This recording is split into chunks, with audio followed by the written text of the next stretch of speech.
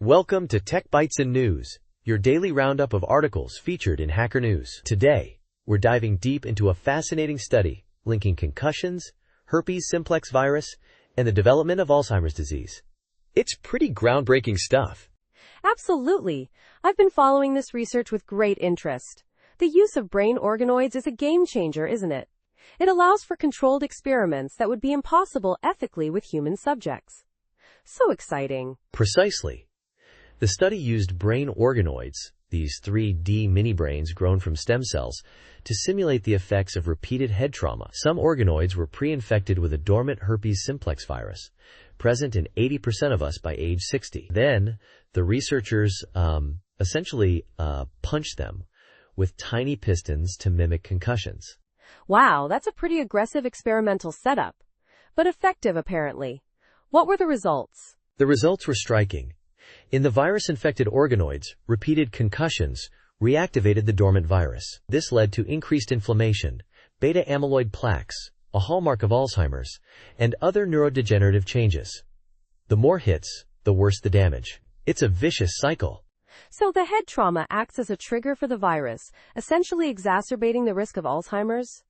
That's a significant finding. But what about the organoids without the virus? Good point. The virus-free organoids showed only minor changes after the simulated concussions, mainly an increase in glial cells, which are like scar tissue. This strongly suggests the virus plays a crucial role in the link between head trauma and dementia. It's not just the trauma itself, it's the reactivation of this latent virus. I see. This research really challenges the traditional view of Alzheimer's as solely a result of aging or genetics. It opens up new avenues for prevention and treatment, potentially focusing on antiviral therapies.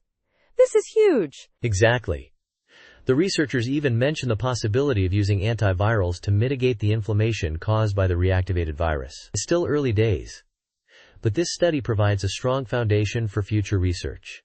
It's a really important step forward.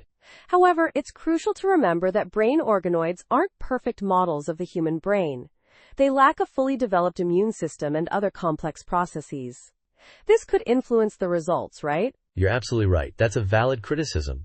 The researchers acknowledge this limitation. While not a perfect replica, the organoids provide a powerful tool to study complex interactions that are otherwise impossible to investigate directly in humans. It's a step in the right direction, a very important one. Definitely. This research highlights the complex interplay of factors contributing to neurodegenerative diseases. It emphasizes the need for a holistic approach, considering both genetic predispositions and environmental factors like head trauma and viral infections. This is a major breakthrough. Precisely. This study opens doors to earlier diagnosis and interventions, potentially targeting the viral reactivation process. It's a significant step towards understanding and combating Alzheimer's and other dementias. And that's all the time we have for today. Thanks for joining us on Tech Bytes and News. Goodbye. Bye-bye.